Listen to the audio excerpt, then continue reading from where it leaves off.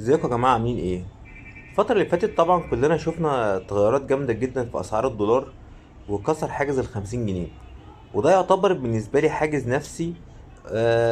كان صعب ان هو يكسره ويعدي على خير، بس الحمد لله ان التجار في مصر عرفوا ان صعب يحصل تعويم بالشكل الكامل اللي احنا متخيلينه، اللي هو الاسعار توصل ل100% في الضعف بتاعت اسعار الدولار والكلام ده كله، وان انت تعويم فعلا هيبقى ماشي في حدود ال10% فوق و10% تحت.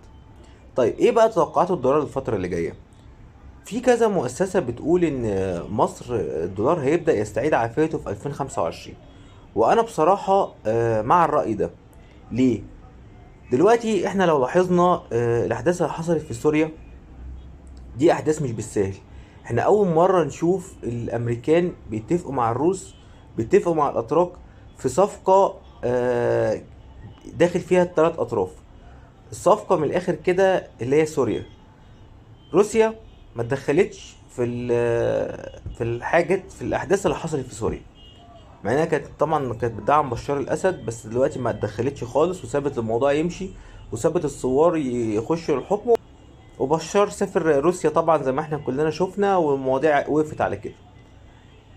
الصفقة هتقول الفترة اللي جاية ان روسيا ممكن تاخد الاماكن اللي هي حاطط ايديها عليها في اوكرانيا، عشان في مقابل طبعا ان هي ما تدخلش في سوريا.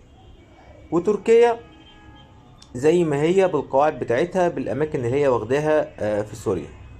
وطبعا اسرائيل خدت جبل الشيخ، وحيدت كل القوات العسكرية لسوريا بحاجة ما حصلتش في 67، وده ألعن من اللي حصل في 67 كمان، لأن دلوقتي مبقاش في حاجة اسمها الجيش السوري أصلا.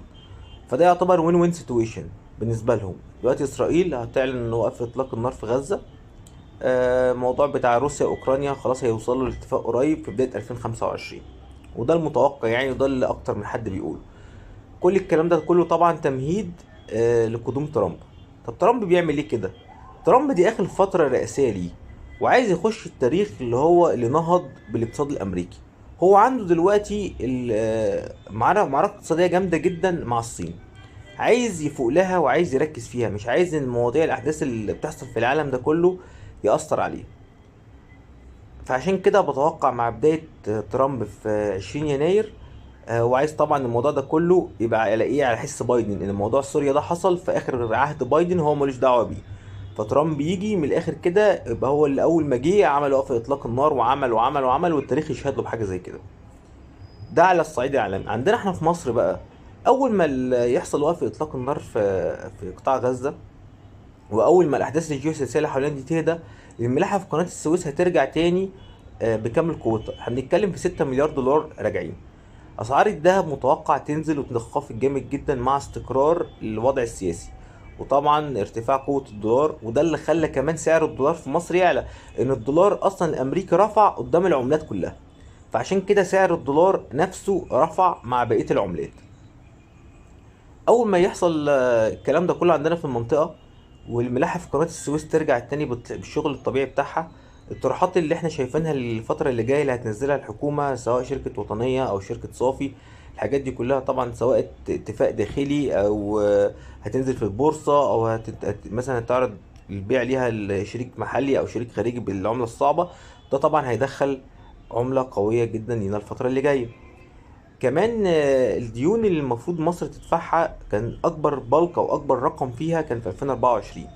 2025 مع استمرار التدفقات اللي هتيجي دي هتعدي على خير بالنسبة لموضوع الديون. فالدولار متوقع في بداية 2025 يرجع تاني يكسر حاجز ال50 تحت، يعني هو ممكن يوصل ل51 52 في شهر يناير، وبعد كده ينزل تاني 10%، يوصل تاني حدود 47 48 جنيه.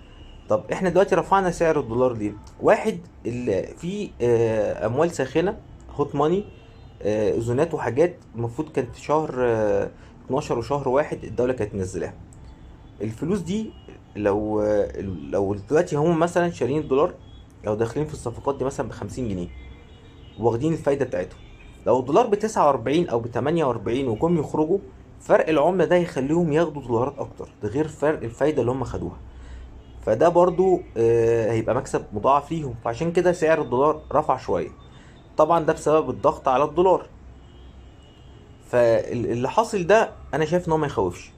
كمان لو لاحظنا حاجه، رغم رفع سعر الدولار، اسعار المنتجات تقريبا شبه ثابته، ما اتغيرتش التغير المهول اللي احنا كلنا بنستناه لما الدولار بيرفع جنيه واتنين جنيه والكلام ده كله. لا، الاسعار اصلا اوريدي مسعره على سعر الدولار اعلى من كده بكتير. والتجار عارفه ان في حاجه اسمها قوه شرائيه، ما ينفعش ان هو يعلي القوه الشرائيه قوي او يعلي الاسعار قوي، فالمنتجات بتاعتهم مش هتلاقي حد يشتريها. هما كده كده اوريدي كسبانين. تخاف امتى؟ تخاف لو الدولار نط مره واحده ل 60 و70 جنيه. وبرضو الكلمه اللي انا دايما بقولها: عينك على الذهب. طول ما سعر الدولار الرسمي زي سعر دولار الصاغه بتاع الذهب، انت كده مطمن، كده مفيش سوق سودا. تعرف ان السوق السودا رجعت امتى؟ تعرف السوق السودا رجعت لو لقيت سعر دولار الذهب اعلى بكتير من سعر الدولار الرسمي. اللي احنا بنتكلم في 5% فوق تحوط مفيش مشكلة، انما اكتر من كده تبدأ فعلا تخاف.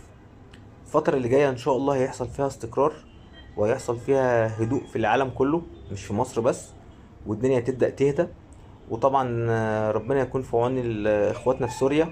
ويا رب يا رب الفترات اللي جايه عليهم او الخطوه الجديده اللي هياخدوها دي تبقى خطوه ناجحه ليهم، وما يغلطوش الغلطات اللي احنا غلطناها عندنا في بلدنا. والشعب السوري شعب شاطر جدا، شعب بيحب الشغل، بيحب الاقتصاد، بيحب الاستثمار. شعب لما بيسافر في اي حته في الدنيا بينجح. فان شاء الله لما يبدا يبني بلده يبنيها بشكل كويس، وربنا يسترها عليهم ان شاء الله الفتره اللي جايه. زي ما قلت لك، الفترة اللي جاية ان شاء الله مفيش حاجة تدعو ان احنا نقلق. الفترة اللي جاية ان شاء الله يبقى في خير جامد، والاسعار والدنيا تبدأ تهدى عن كده. معدلات التضخم هتبدأ تقل عشان خاطر سنة الاساس. فالدنيا ان شاء الله السنة الجاية ان شاء الله ان شاء الله هتبقى سنة كويسة، سواء على مصر او على العالم كله. كان معاكم مؤمن سيد، اشوفكم في الفيديو الجاي. سلام.